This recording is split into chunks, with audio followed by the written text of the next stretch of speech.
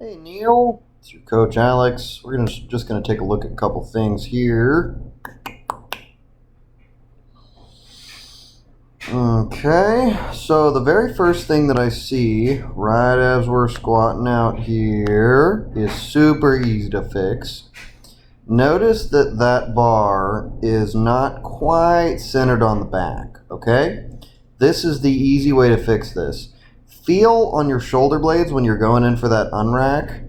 I always say snuggle it into your shoulder blades, and you do a pretty good job of doing that on the unrack right here. Take a little more time and feel for that knurl. Feel it on your left shoulder and then on your right shoulder, okay? And then left and then right, and just make sure it's centered in the middle and you feel it on both shoulder blades before you unrack, and you'll be able to unrack pretty even every time. Otherwise, most people tend to have one shoulder that they really like to, tilt it onto, and that can lead to problems down the chain, as you can imagine.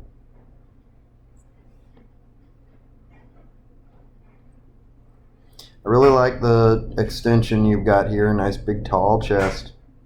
Okay, and that was a pretty darn good job you did of getting the knees out. What I'm seeing here is this little bit at the end. See where the knees sort of push out even further at the bottom, right? Now, my guess is that that's out of necessity. What I mean by that is that there's just not enough room for everything at the very bottom of this position, and thus you are having to push your knees out a little more. Let's look at this here and see if we can see anything else. If that's the case, the fix for that would be maybe a little wider toe angle. However, I think that for you specifically, you're just going a little too deep on these. And you see you've still got that bar tilt, right? It actually looks like this is a little low, but I can't see from this angle. So just really make sure you've got that even on your back there.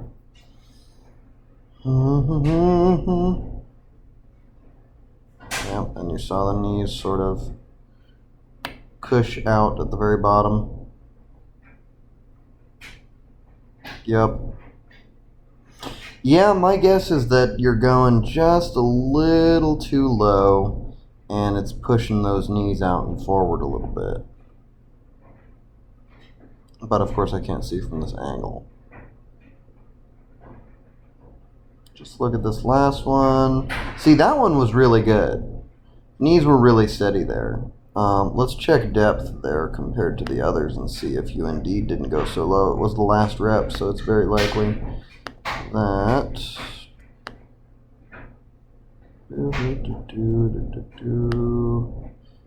Yeah, that looks about right.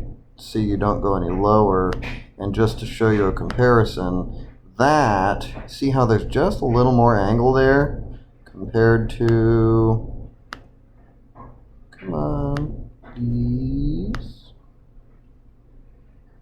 compared to that. Yep, you were perfect on depth here, and the knees stayed relatively stable at the bottom.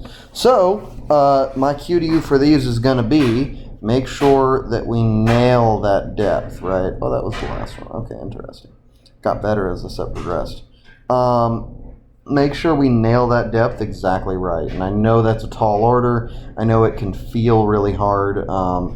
One thing that is going to help you is really, really pushing your hips back and getting that big stretch in the hip flexors. And that will help you not go quite so low. Now with this bench press, I'm going to skip the fail video and go to this one because the angle is going to be better for what I want to describe. So, here's my first thing. When we're grabbing this, I want you to grab right here. It's just going to give you a better angle of attack to push the shoulder blade, suck that dang shoulder blade in and down, right? In this movement, your shoulder blades are going to do two things. They're going to go in toward each other and down toward your butthole, okay? And what we're trying to do with this is just, grab onto the edge right here and push your shoulder blade in. When you're putting your arm right here and kind of leveraging them in, they are going toward each other, but they're also, by necessity, because your arm is so high compared to your head, they're also coming up a little bit, right? And thus that's keeping them from where I want them, which is down here, if you see what I mean. You want those shoulder blades down. And it's really hard to get them down when your arm is all the way up here. So grab right there on the upright, like grab your thumb around that piece and just push. Now, here's the next piece. Just wait a little bit for this unrack. Okay. Alrighty. Hold the phone here. Where, oh where, is that bar? Okay. That bar is directly over your rib cage, right? And is about, say, 5 degrees away from being directly over your shoulder joint, okay? At the lockout position of the bench, you want it to be directly over the shoulder right here. And you can see that while we're close, we're not quite there. We're kind of over the shoulder. This is going to lead to the problems, or at least partially to the problems you see down the chain as we go into this first rep. So look where we land there, right? We're going to land real super duper low on the rib cage, which I think we can make other adjustments to help. And we're also going to land with the elbow almost directly under the bar. Now this isn't a perfect to the side view. I'm kind of a little headward rather than crossward. So I'm not positive I'm seeing that correctly, but it kind of looks like that elbow is directly under the bar. And what you would expect to see there is that you'd lock out a little, if you're not aiming for it, you'd lock out a little bit, again, even further away from the shoulder. And you just saw that, right? Boom, boom, and boom, right?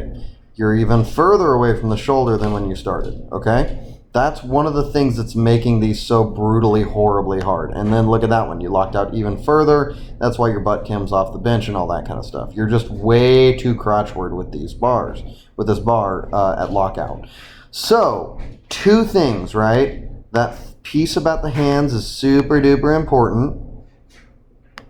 So that piece about the hands when you're setting up, don't put them out here, put them in here, thumb tucked around, and just grab the upright and depress your shoulder blades. Push them toward your butt and in, okay?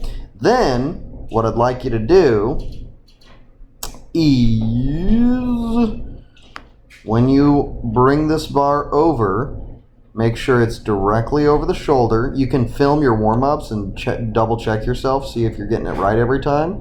I highly recommend it. Make sure that thing is locked out directly over the shoulder at the start. Find the place in the ceiling where directly over the shoulder is, right? Find that place in the ceiling where you've got to aim for to get the bar right there every time. And then aim the bar there every single rep, right? Just every single rep. You fixate on that place in the ceiling where the bar needs to go, and you push it back there every time. All right, that's it for now. There's going to be some more things we're going to do with this going forward, and I think by the end of our couple weeks together, you're going to really enjoy benching a lot more. Chin-ups, these are a bummer. Maybe you don't think that. I hate chin-ups. I like what they do, but I hate chin-ups. So hard. Yeah, I can pull a lot of weight off the floor, but pulling my own weight up is, for some reason, perilously difficult. So these look pretty darn good, man. Yeah, I think that's full lockout there. Top. Yeah, man. It's really good. It's really good. 4x3 body weight, AMRAP banded. Let's just check these bands out.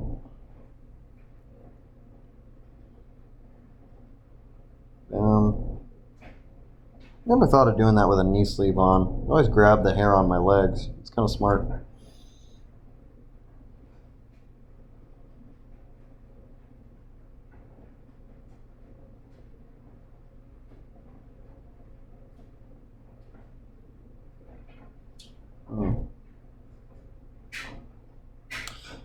I'd say if you're gonna put the band on your knee, then it's gonna be important to work to keep the knee more straight down. Otherwise, the band is kind of, it just looks like it's really hard to stabilize here. Another option, if you can manage it, is to get like a stool or use your bench or something like that, and just loop the band around the bottom of your foot.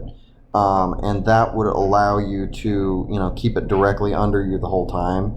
And maybe, probably not, I don't know if it would give you more reps, but it would certainly make your reps feel a lot less swingy and jerky and all that. Just food for thought.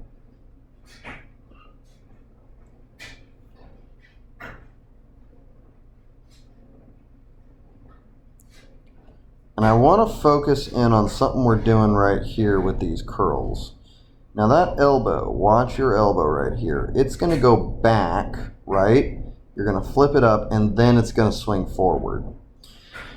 Now, if we really, really, really want big biceps, you might not like what I'm going to tell you, but probably what you might need to do is drop the weight a little bit and work on fixating this elbow more forward, okay? So not letting that elbow pull back like it is.